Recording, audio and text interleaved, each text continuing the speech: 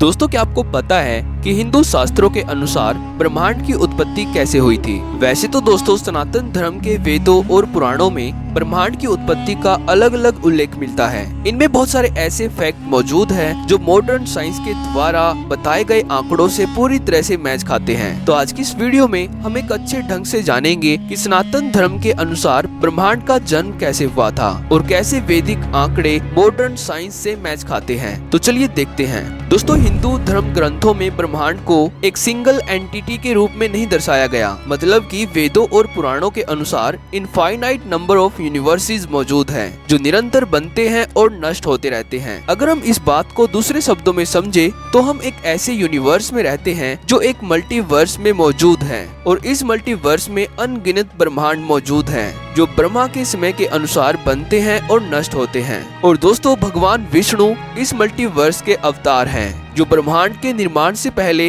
इस मल्टीवर्स के cosmic ocean में सो रहे थे। यहाँ पर भगवान श्री हरि का बिस्तर हजारों विशाल कोबरा सांपों से मिलकर बना हुआ है और यहाँ से ही 3 मूलभूत शक्तियों से ब्रह्मांड का निर्माण होता है। और ये 3 प्रकार की ऊर्जाएं ब्रह्मांड की शुरुआत करने के लिए सबसे जरूरी ऊर्जाएं हैं। यहाँ पर पहली ऊर्जा है भगवान विष्णु, जिसको वेदों में अनुरक्षक यानी मेंटेनर कहा गया है, जो ब्रह्मांड को उत्पन्न करने के लिए सबसे जरूरी ऊर्जा है। और दोस्तों, यहाँ पर दूसरी ऊर्जा है भगवान ब्रह्मा, जिसको द क्रिएटर कहा गया है, जो ब्रह्मांड को स्पेस एंड टाइम में आकार देता है। और यहाँ तीसरी ऊर्जा है भगवान शिव, जो ब्रह्मांड की दोबारा से एक नई शुरुआत करने के लिए ब्रह्मांड को नष्ट करते हैं। इसमें इनको द डिस्ट्रॉयर कहा गया है। दोस्तों, द डिस्ट्रॉयर यानी भगवान शिव की ऊर्जा को आप मॉडर्न साइंस के एक hypothetical scenario the big crunch से भी जोड़कर समझ सकते हो। मॉडर्न साइंस के अनुसार बिग क्रंच एक ऐसा हाइपोथेटिकल सिनारियो है जहां पर हमारे फैलते हुए ब्रह्मांड की गति रिवर्स हो जाती है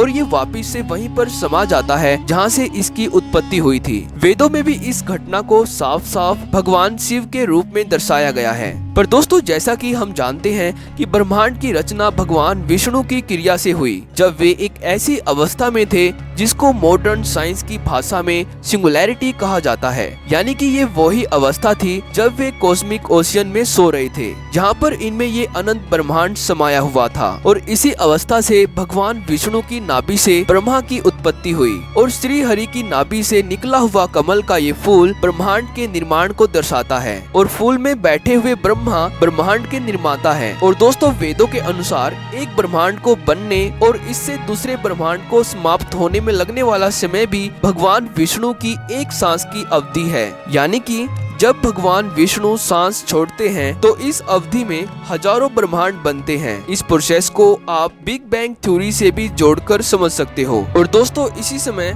हजारों ने ब्रह्मा का जन्म होता है जो इन हजारों ब्रह्मांड को आकार देते हैं। पर जब भगवान विष्णु सांस लेते हैं तो ये सारी प्रोसेस बिग क्रंच की तरह रिवर्स हो जाती है। यानी कि ये हजारों ब्रह्मांड और इनके ब्रह्मा वापिस से भगवान विष्णु में समा जाते हैं। दोस्तों, वेदों और पुराणों में बताई गई ब्रह्मांड की इस उत्पत्ति में भगवान ब्रह्मा इसी ब्रह्मांड को रिप्रेजेंट करते हैं जिसमें हम रहते हैं, क्योंकि ब्रह्मा ही धरती पर मौजूद सभी तरह की लाइफ फॉर्म्स को क्रिएट करते हैं जो हमारे फिजिकल वर्ल्ड के लिए रिस्पॉन्सिबल है। और भगवान विष्णु इस शाश्वत मल्टीवर्स के अवतार हैं जो बिना किसी अंत और शुरुआत के इस कॉस्मिक ओशियन में अपनी सांस छोड़ते और लेते रहते हैं, जिससे ब्रह्मांड पैदा और नष्ट होते रहते हैं। पर दोस्तों, हमारा करंट यूनिवर्स ब्रह्मा के द्वारा रिप्रेजेंट किया जाता है जो परमानेंट नहीं है। यानी कि ब्रह्मा केवल 100 साल ही जीते हैं, इसीलिए ये यूनिवर्स टेम्परेरी है। पर दोस्तों, ब्रह्मा के जीवन के ये 100 साल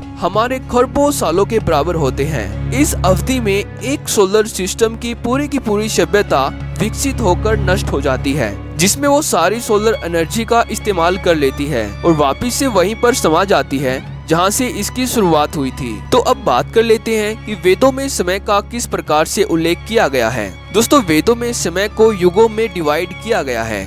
यहाँ पर युग को हम लार्ज यूनिट ऑफ टाइम भी कह सकते हैं। विष्णु पुराण में युगों का एक अच्छे ढंग से उल्लेख मिलता है, जिसमें एक महायुग को 4 युगों में विभाजित किया गया है और इन 4 युगों का अनुपात 4:3:2:1 होता है। एक महायुग में कलयुग सबसे छोटा युग होता है, जिसमें 4,32,000 सोलर ईयर्स होती हैं। द्वापर युग में 8,64,000 सोलर ईयर्स होते हैं, जो कलयुग के समय का ठीक दोगुना होता है। इसके बाद त्रेता युग में 12,96,000 सोलर ईयर्स होते हैं और इनमें सबसे बड़ा सतयुग होता है, जिसमें 17,28,000 सोलर ईयर्स होते हैं। और दोस्तों, इन चारों युगों को मिलाकर एक महायुग बनता है, जिसमें 4.32 मिलियन ईयर्स होते हैं। एक महायुग के बाद समय की दूसरी सबसे बड़ी यूनिट मनवंतर होती है। दोस्तों, आज से लगभग 252 मिलियन ईयर्स अगो एक एस्टेरॉइड की वजह से पृथ्वी पर 95% लाइफ फॉर्म्स खत्म हो चुकी थी। वेदों में इस घटना की रिकवरी करने में लगे टाइम को संधि काल कहा गया है, जो 1.728 मिलियन ईयर्स तक चलती है। इस अवधि में पृथ्वी पर दोबारा से जीवन की शुरुआत होती है। दोस्तों, वेदों और पुराणों के अनुसार